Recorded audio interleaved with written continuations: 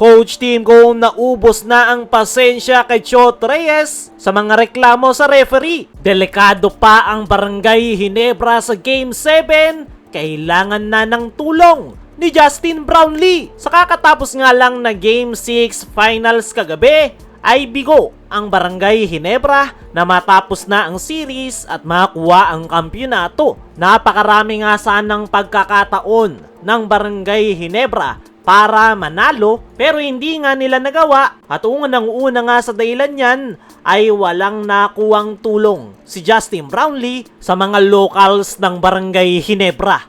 Kung tutuusin, hindi deserve ni Justin Brownlee na matalo sa laro na yan dahil talagang binuhos na niya ang lahat ng kanyang makakaya para muling mabigyan ng kampyonato ang Barangay Ginebra. Pero masasabi natin na deserve na matalo ng Ginebra sa kakatapos lang na Game 6 dahil si Brownlee lang yung kanilang inasahan. Para sa akin mga chong, kung gusto ng Barangay Ginebra na makuha ang kampyonato, ay kailangan nilang tulungan si Justin Brownlee. Hindi pwedeng si JB lang yung tatrabaho, lalong-lalo na pagdating sa crucial minutes. At yung mga dapat nga na mag-step up ay yung mga key players gaya na lang nila Scottie Thompson, Troy Rosario, lalong-lalo na netong si RJ Abarrientos. Matapos makuha ni RJ ang BPC Award, hindi na ito naramdaman sa Barangay Ginebra. Wala na yung kanyang usual contribution which is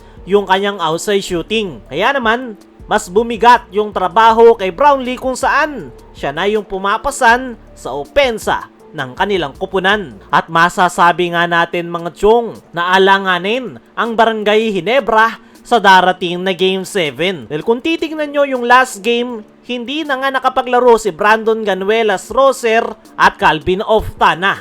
Pero nagawa pa rin ng TNT na makuha ang panalo. At dahil merong 2-day break bago ang Game 7 Finals, ay malaki yung chance na makakabalik na in action si Calvin Oftana at Brandon Ganuelas Roser. Kaya naman, alanganin ang Barangay Ginebra sa darating na Game 7 dahil malaki yung posibilidad na magbabalik na si Oftana at Brandon at the same time nasa TNT Tropang Giga nga ngayon ang momentum matapos nilang makuha ang Game 6. Para sa akin mga chong, kaya naman sana ng Barangay Ginebra na matapos yung finals last Game 6. Yon ay kung mayroong nakuwang tulong si Justin Brownlee sa kanyang mga teammates. Siguro kahit konting tulong lang from RJ, Scottie at Troy Rosario ay baka nakuha na nila ang kampyonato last game. Pero hindi nga yun nangyari. Actually kahit isang local players lang ng Ginebra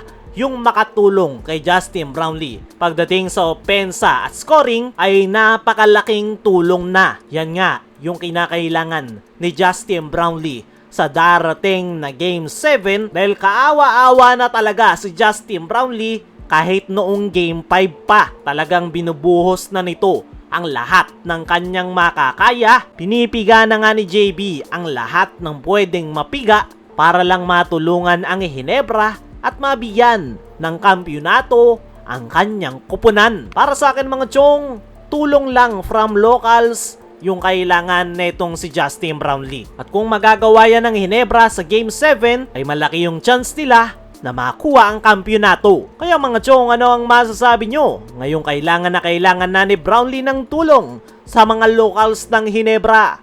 I-comment mo lang dyan sa ibaba. Samantala, coach team kung naubos na ang pasensya kay Chot Reyes sa mga reklamo sa referee. Biko nga ang Ginebra na matapos ang final series at sa naging latest interview nga netong si Coach Tim Gon ay pambungad nga nito sa mga reporters ay pagod na nga daw siya sa idea ni Chot Reyes na every time na nananalo ang Barangay Ginebra ay dahil pabor sa kanila yung tawagan ng referee. At kapag nananalo daw ang TNT Tropang Giga ay walang reklamo at puro papuri kay Chot Reyes. Para kay Coach Tim, sawang-sawa na nga daw siya sa mga nire-reklamo ni Chot Reyes buong PBA Final Series. At para kay Coach Tim, unfair nga daw para sa kanila yung mga pinagsasabi ni Chot Reyes dahil pinagtrabahuan nga daw nila ang lahat ng kanilang panalo, naghirap sa kanilang team practice,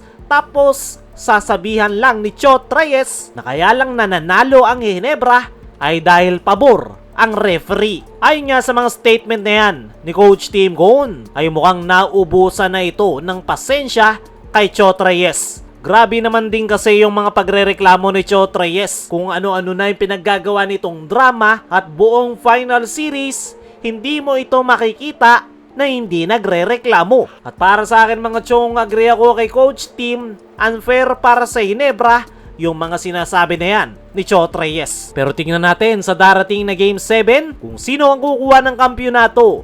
Kaya mga chong, ano ang masasabi nyo na naubusan na ng pasensya si Coach Tim Cone kay Chot Reyes? Ano rin yung masasabi nyo na delikado ang Ginebra at kailangan na ng tulong ni Justin Brownlee? I-comment mo lang dyan sa ibaba.